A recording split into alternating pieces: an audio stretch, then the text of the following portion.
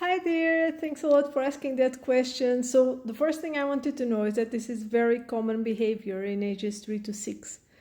It's really very normal. I had a client once that she was worried that her child was turning into some sort of delinquent or that she was doing something wrong when it comes to parenting, and that's why it was, because he was also threatening her a lot. And there are even children that go from threatening to actually hurting people, either their parents or other children. And I need you to know that doesn't mean that they are bad kids or that there's something wrong with them. It's actually a very normal, age appropriate way of dealing with their emotions. And like every single challenging behavior, it all comes from a need that is being unmet.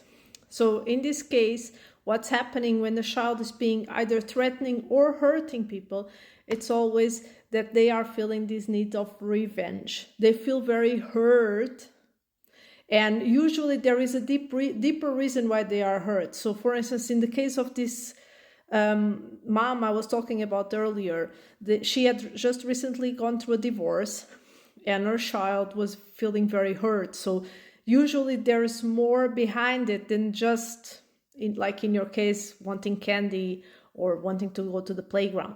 So it's very often that there is something much deeper going behind it, right? But when a child is seeking revenge, or when a child is threatening or hurting other kids, that always means that in ages 3 to 6, that always means that the child is feeling very hurt. And it's very normal as a parent when we see a child talking like that, also because most of us, we were not allowed to talk like that to our parents, right? That we immediately get like, I cannot let them talk like this to me. Or especially if it's in front of other people, that we feel like people will think I don't have a hand on my kid, or if I don't come down hard on this, it will only get worse. And so what we tend to react, either mindlessly reacting to our emotions, or because we really feel like we need to do something to prevent this, otherwise the kid will turn into a criminal or something, is that we tend to punish very hard. Be like, hey, young man, you are not going to talk to me like this. Because very often that's what would have happened to us if we had done those things as a kid ourselves. Or we will punish the kid. Go to your room, think about what you did. You don't talk to me like that. Or we just are like, I can't believe I can't believe my kid is turning like this, and then you just start feeling swallowed in self-guilt and just go like, I can't handle you right now, just go away. So these are just normal ways for parents, and when I say normal, it's just like, it's just a natural, way to react to it. Doesn't mean it's just being human when you react to your child like that, right? But when we react to our children like that, by punishing, by retaliating, really being like personally injured, like, how could you talk to me like this? I had you in my womb for 9 months. I do this and that for you. How can you threaten me? Like, I love you so much. How can you talk to me like this?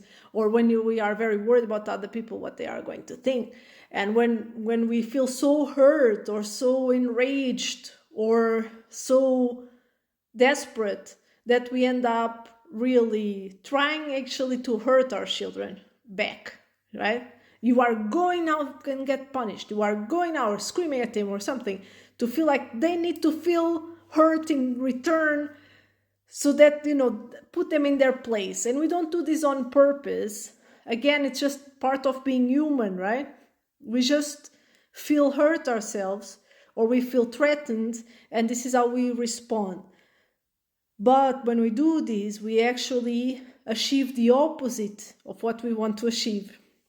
Because what happens is that as I said, the child is behaving like this because they feel hurt.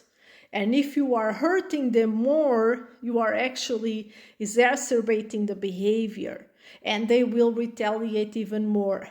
And you might be at strength, like you have more strength than them, and be able to force them into their room, but they will start destroying stuff, or they will try and do stuff behind your back, like destroy things like something you love. Or so when you don't deal with the hurt feelings and instead they feel even more hurt, and I'm not saying that they're doing anything wrong, I'm just saying it's a normal way to react in those cases, then children will feel even more hurt. And we have to remember children ages 3 to 6, their brain is still very underdeveloped, right? So they are still very much mindlessly reacting to their emotions. So they will just make things much worse.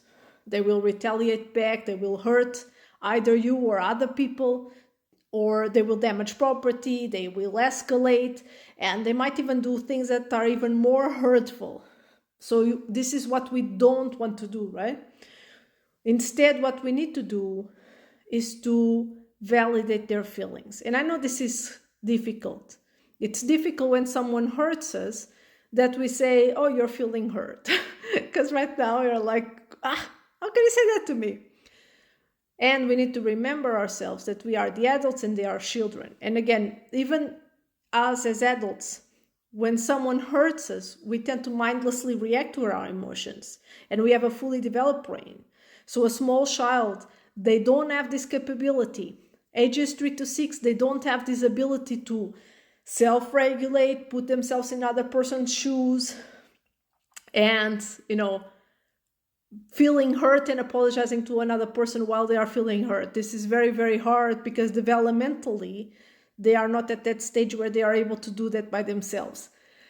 So what we need to do is we need to always, as always in positive discipline, we connect before we correct. And the way we correct when it comes to hurt feelings is by validating those feelings. And the way you do this is something like, you wanted candy, I said no, and you got sad, you got upset, you got angry at me. That hurt you. You were like, Mommy, you're being mean to me because I want candy. You're saying no, you're not. You're saying no, you're not being my friend. And so you feel hurt. And it's normal. Everyone feels hurt. Sometimes when I want something and someone doesn't give me something I want, I also feel hurt. I'm like, why aren't you being nice to me? Right? So validating. This is always, you don't say like why you're doing that. You don't say I'm doing this because, you just say, just validate, just start by connecting, right? If your child starts calming down, if you see that, because as soon as you validate feelings, when you tell a friend that something is hard for you, and that person is like, oh, that sounds like a hard situation, you immediately calm down, It's usually much better than when people are like trying to give you solutions, right? Because very often what we want is not solutions. What we first need foremost is validation. So we validate the feelings, and as soon as your child starts to calm down, that's when you start trying to get closer physically.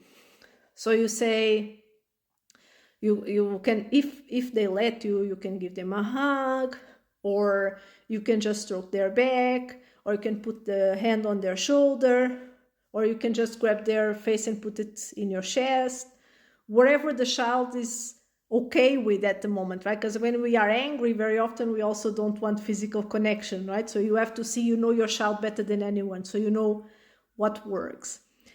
And then after that, that's when you start, helping your child manage the emotions and explain to your child that it's hard when we want something and we cannot get those things. And it doesn't mean that the person doesn't love you. So right now you cannot have candy because this and that, because it's time for lunch, for instance. What can we do instead? Problem-solving solutions.